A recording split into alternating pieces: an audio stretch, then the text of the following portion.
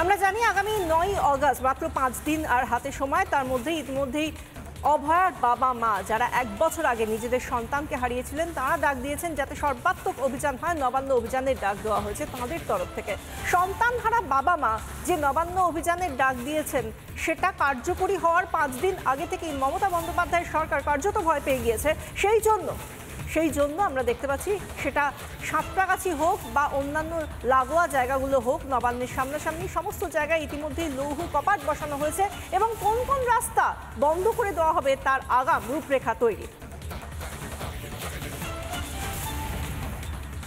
5 দিন এখনো পর্যন্ত হাতে বাকি রয়েছে।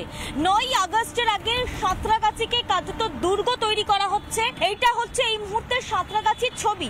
যে রাস্তাটা নবান্নর দিকে যাচ্ছে সেই রাস্তা আজকে সকালেই কিন্তু দেখতে পাওয়া যাচ্ছে বড় বড় ব্যারিকেড তৈরি করা হয়েছে। মেয়ের বিচার চাইতে 9 আগস্ট নবান্ন যাবেন অভয়ার বাবা মা। শনিবারের সেই অভিযান হবে অরাজনৈতিক, দল মত নির্বিশেষে সামিল হবেন অনেকেই। আমরা প্রতি সমর্থকদের বলেছি রাজনীতির পতাকা বাদ দিয়ে সেখানে সামিল হন, একটা স্বতঃস্ফূর্ত প্রতিবাদ। মানুষ বিচার চাইছে। নবান্ন অভিযানের বাকি এখনো 5 দিন, তার আগেই যেন অতি সক্রিয় পুলিশ। মিছিল আটকাতে শুরু হয়েছে আটঘাট বাঁধা। সাঁতরাগাছিতে দেখা গেল তেমনই ছবি।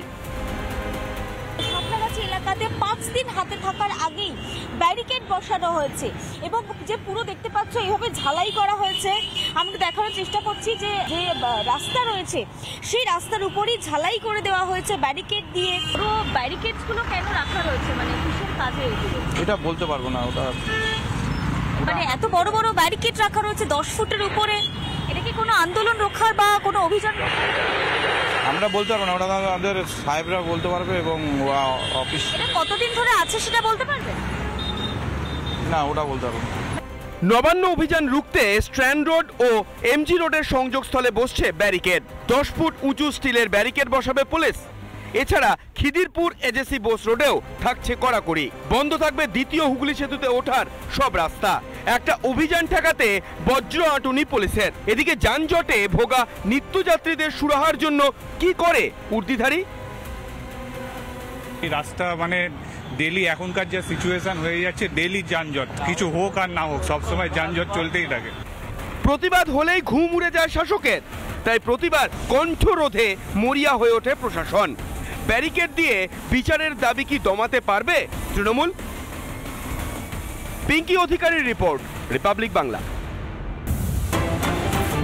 নানা ধরনের কন্টেন্ট দেখার জন্য লাইক করুন, শেয়ার করুন আমাদের ফেসবুক পেজ, সাবস্ক্রাইব করুন আমাদের ইউটিউব চ্যানেল। পাশাপাশি অন্যান্য ব্রেকিং নিউজের জন্য অবশ্যই চোখ রাখুন রিপাবলিক বাংলায়।